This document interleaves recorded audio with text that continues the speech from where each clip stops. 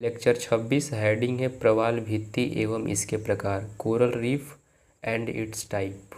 प्रवाल भित्तियाँ प्रवालों के खोल से निर्मित चूने की चट्टानी संरचना है। ये प्रवाल भित्तियाँ 3 प्रकार की होती हैं। पहला हेडिंग है तटीय प्रवाल भित्तियाँ। इस प्रकार की प्रवाल भित्तियाँ तट के समीप तथा तट के समानांतर होती हैं। नेक्स्ट पॉइंट है, ये सबसे छोटे आकार के प्रवाल भित्ति का उदाहरण है। नेक्स्ट पॉइंट है, सागरीय तरंगों के अपरदन के कारण ये उबड़ खाबड़ होती हैं। नेक्स्ट पॉइंट है, उदाहरण में राम सेतु ब्रैकेट में भारत के रामेश्वरम से लेकर श्रीलंका के जाफना तक ब्रैकेट क्लोज सोमालिया के तट के समानांतर उपस्थित प्रवाल भित्तियाँ। तीसरा उदाहरण है अंडमान निकोबार तट के समानांतर उपस्थित प्रवाल भित्ति। दूसरा हेडिंग है अवरोधक प्रवाल भित्ति। एक डायग्राम दिया हुआ है जिसमें अवरोधक प्रवाल भित्ति को दर्शाया गया है। पहला पॉइंट है, ये प्रवाल भित्तियाँ तट से दूर बनती हैं।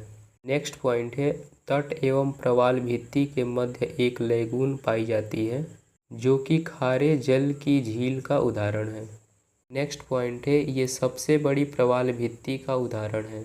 नेक्स्ट पॉइंट है, सागरीय तरंगों के द्वारा इन प्रवाल भित्तियों का अपरदन या कटाव होता है। नेक्स्ट पॉइंट है, उदाहरण ऑस्ट्रेलिया का ग्रेट बैरियर रीफ ब्रैकेट में विश्व का सबसे बड़ा प्रवाल भित्ति है, जहां प्रवालों की 4000 से अधिक प्रजातियां पाई जाती हैं। साथ ही साथ इस क्षेत्र में जैव विविधता भी पाई जाती है ब्रैकेट क्लोज। नेक्स्ट हेडिंग है तीसरा वलयाकार प्रवाल भित्ति।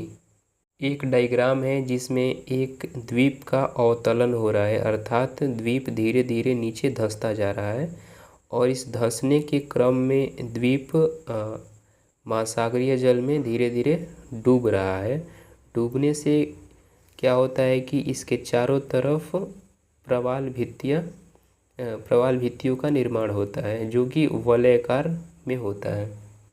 पहला पॉइंट है, जब किसी जलमग्न हो चुके द्वीप के चारों तरफ प्रवाल भित्तियों का निर्माण होता है तो इसे ही वलयाकार प्रवाल भित्ति कहा जाता है। नेक्स्ट पॉइंट है, इस प्रकार के प्रवाल भित्ति के मध्य भी एक लैगून पाई जाती है।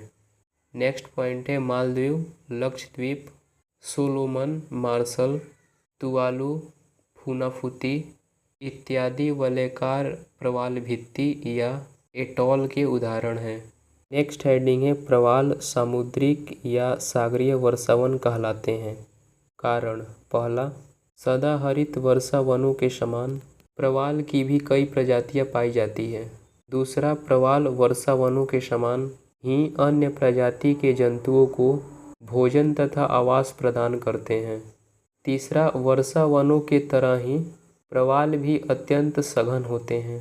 चौथा है, जिस प्रकार सदाहरित वर्षावनों में जैव विविधता अधिक पाई जाती है, वैसे ही प्रवाल भित्तियों के क्षेत्र में भी अत्यधिक जैव विविधता पाई जाती है। नेक्स्ट हेडिंग है प्रवाल विरंजन अर्थात कोरल ब्लीचिंग। प्रवाल विरंजन का सामान्य अर्थ प्रवालों का रंगहीन होना है, ब्रैकेट में सफ़ेद होना है।